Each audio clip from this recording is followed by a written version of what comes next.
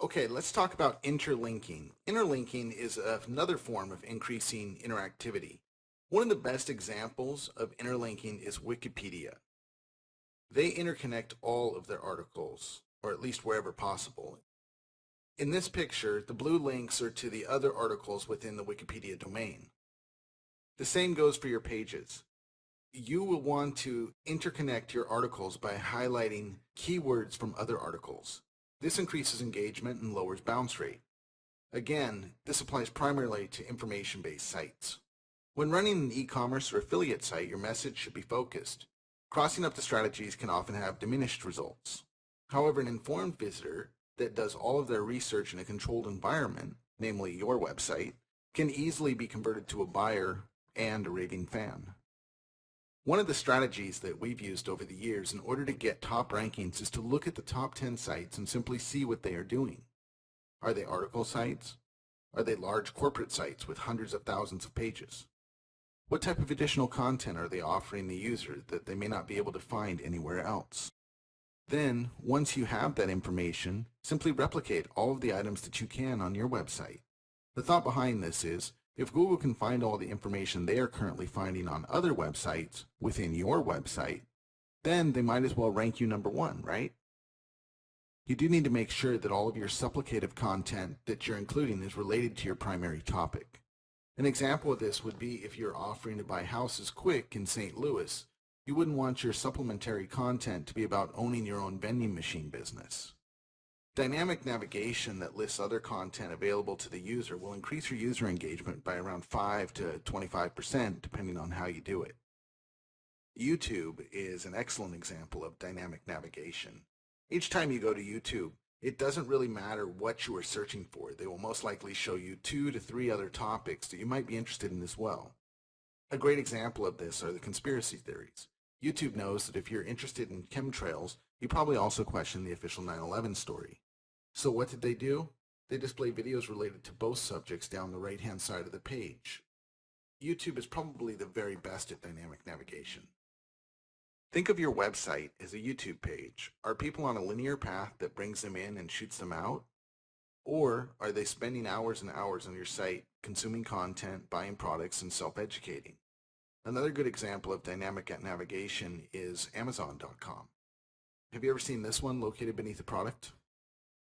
They are telling you the other items that might possibly go with this man's Sierra insulated jacket. For instance, in this example, you might need the snow pants, the same jacket for the missus, or some black ski gloves to go with it. Most sites begin with the bounce rate at 90% plus. When you implement some of the different strategies, your goal will be to get that number down below 55%. Here are some rough numbers to follow as you implement this. The party has already started, meaning comments, social buttons, Facebook likes. That's going to help you by 2 to 15%. Splitting articles into multiple pages and adding a table of contents, that's going to be an improvement by 20 to 30%.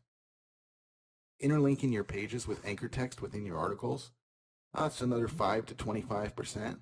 And adding dynamic navigation similar to YouTube and Amazon, that's going to buy you another 5 to 25%. These numbers are all reflected on your bounce rate, so every percent that you gain is a percent lower on your bounce rate. Once you have all of these items in place, to the best of your ability, you'll also want to look at your server speed and how fast your pages are loading. A good website that we often use to check this is http://loads.in. From there, you will be able to check how your site loads in different countries and with different browsers. Ideally, you want your site to load in under 4 seconds. On loads.in, there's also a link titled Waterfall Chart.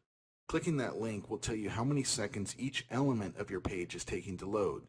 This will help you determine which elements of your page are slowing the load process.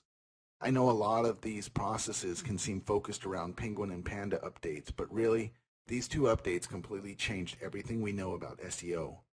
If you're following older SEO techniques, you're more than likely going to be banished to page 100 plus on Google. So to wrap up some of the optimization process, here's some basic parameters that you want to shoot for as far as performance goes. User engagement should be below 55% in the 0 to 10 second visits. User bounce rate should also be below 55%. The average user time on site should be above 2 minutes, if at all possible. You want your users to have an average page views, that's the amount of pages that they view, of 2 or more. All of your necessary static elements should be in place, meaning the contact us, disclaimers, privacy policy, etc.